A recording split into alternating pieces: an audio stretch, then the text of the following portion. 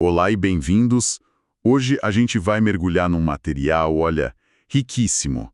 É sobre um universo que, muitas vezes, é super mal compreendido, né? A intersecção entre autismo e emoções. Uhum. A nossa base aqui é uma apresentação da Adriana Paixão, que tem uma perspectiva, assim, tripla. Ela é terapeuta, mentora e também uma pessoa autista. O que já traz uma profundidade enorme para a discussão. Exato. E a nossa missão aqui é bem ambiciosa, viu?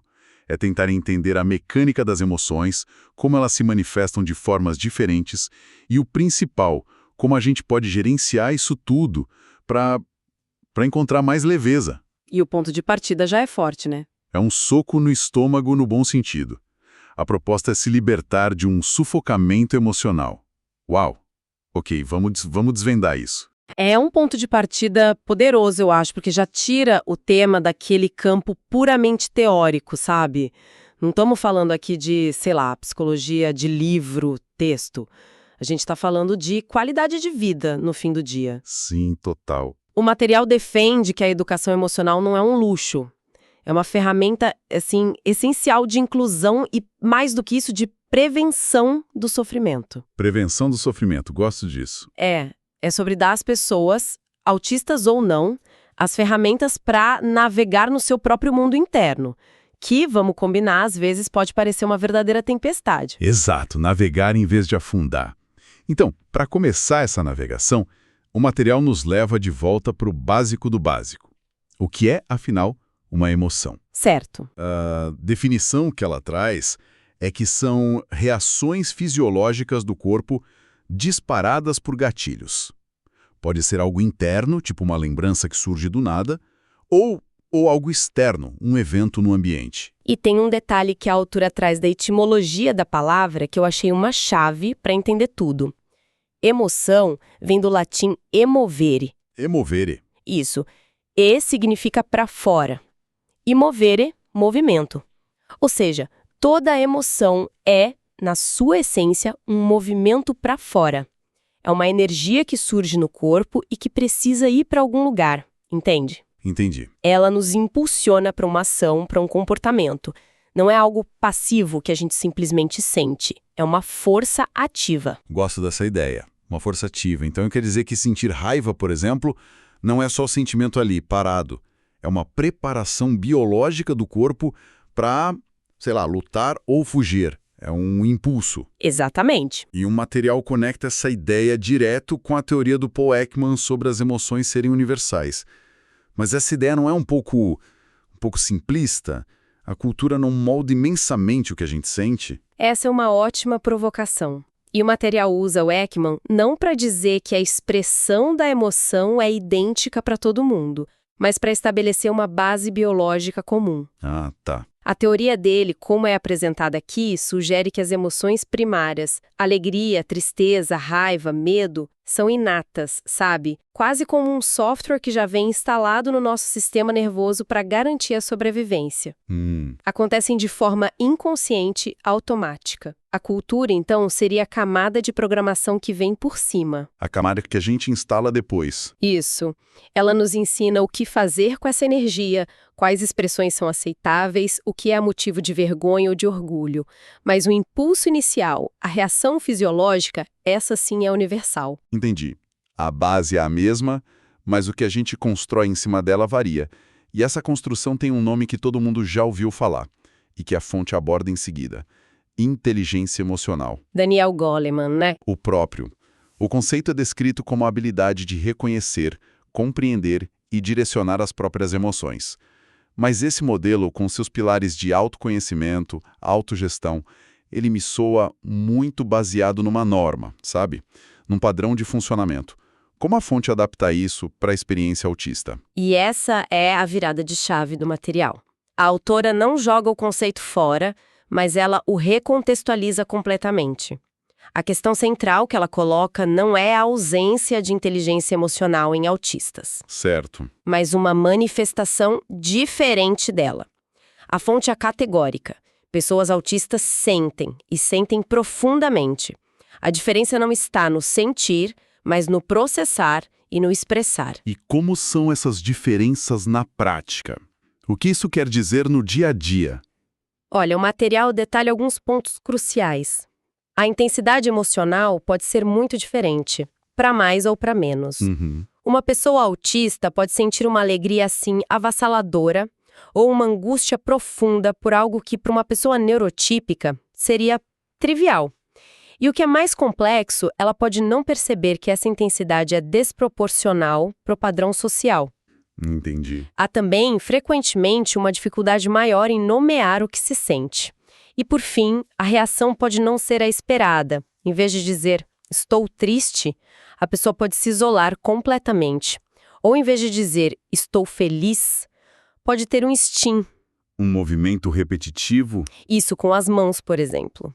São linguagens emocionais diferentes. E é nesse ponto que o material traz uma frase que, olha, deveria ser um mantra. Importante. Isso não é erro, é diversidade.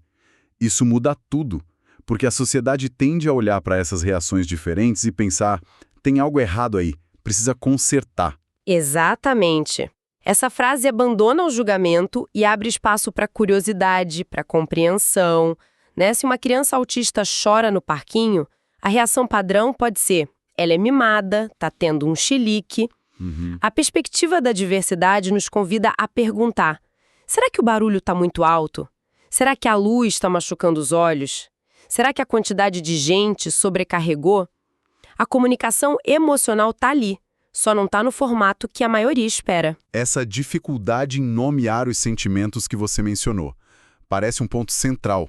O material até nos dá um termo técnico para isso, certo?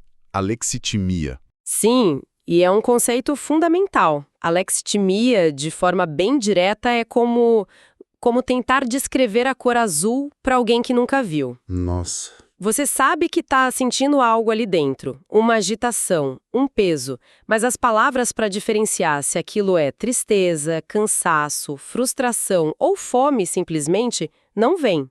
É uma espécie de analfabetismo emocional. Mas não por falta de sentimento. Não por falta de sentimento, mas por falta de um dicionário interno que conecte a sensação física a uma palavra. Uau. As implicações disso devem ser gigantescas.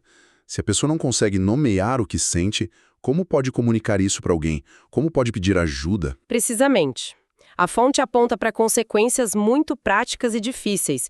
Fica mais complicado processar eventos traumáticos porque você não consegue articular o que sentiu. Fica difícil entender as emoções dos outros. Claro. Porque como reconhecer a tristeza no gosto de alguém se você mal consegue identificar esse sentimento em si? Isso cria barreiras enormes, tanto para o autoconhecimento quanto para a conexão social.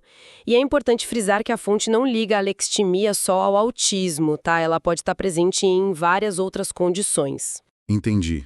Isso mostra como o processamento emocional é uma função cerebral complexa e cheia de variações. Essa ideia de não conseguir nomear a emoção me faz pensar. De onde ela vem fisicamente, antes mesmo de tentar receber um nome.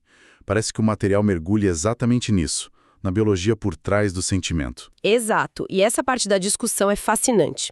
A autora nos apresenta 3 sistemas de percepção corporal que operam o tempo todo, mas dos quais a gente raramente tem consciência. O primeiro é a propriocepção, Propriocepção. que é o nosso GPS corporal. É a capacidade de saber onde seus braços e pernas estão no espaço sem precisar olhar. O segundo é a esterocepção, o mais óbvio.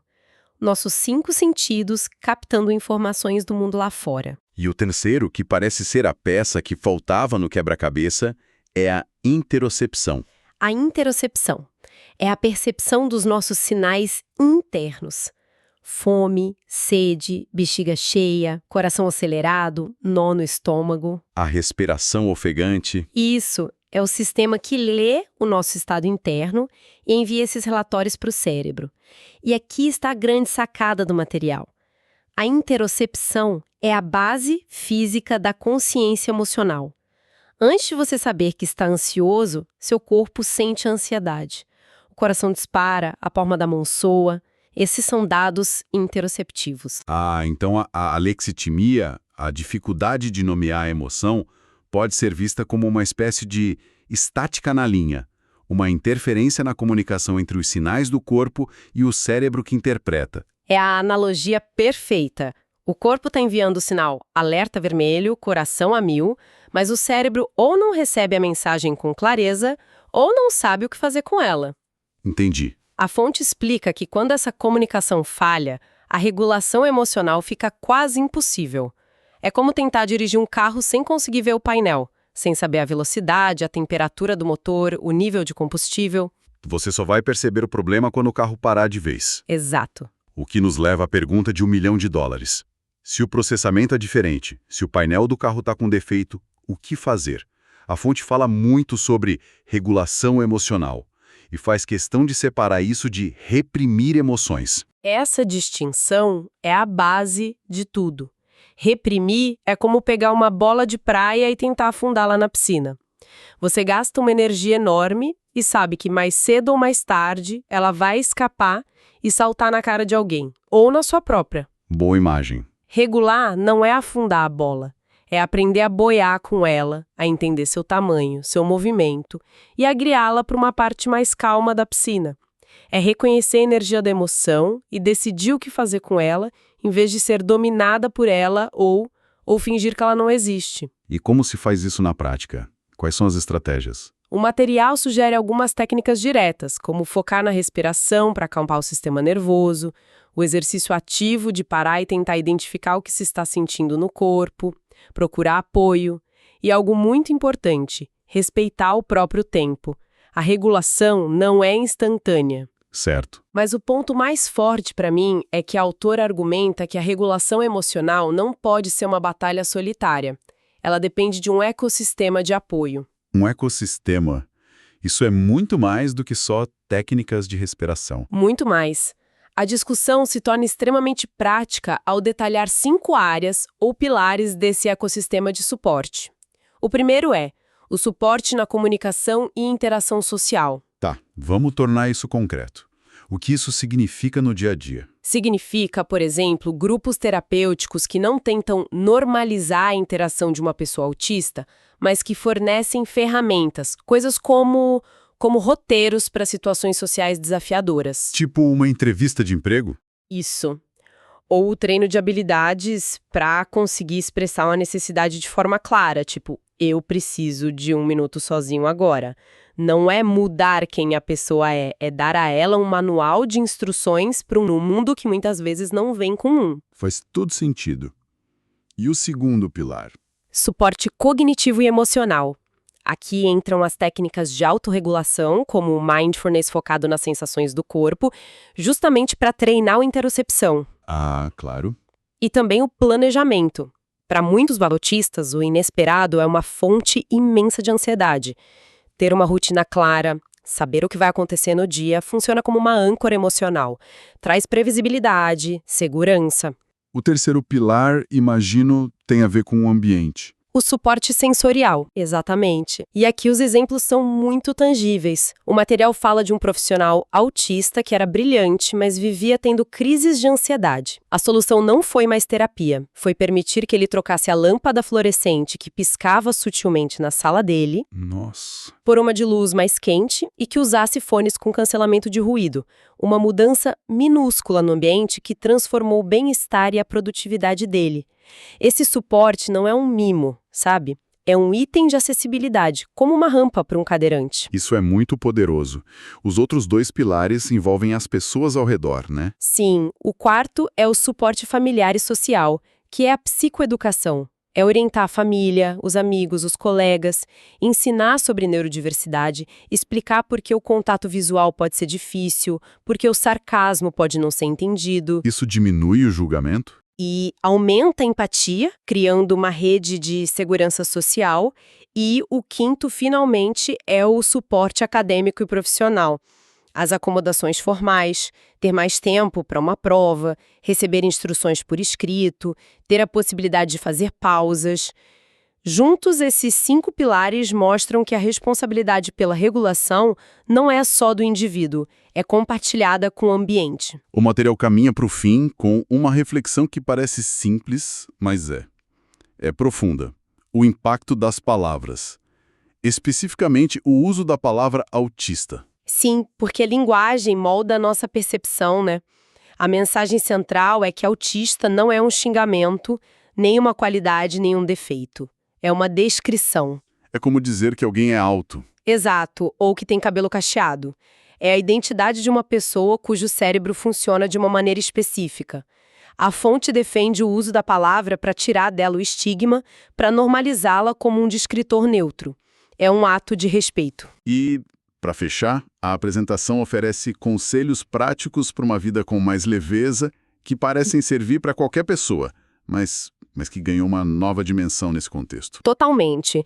Dicas como observe o que você sente, sem julgar, que é um convite direto à prática da interocepção.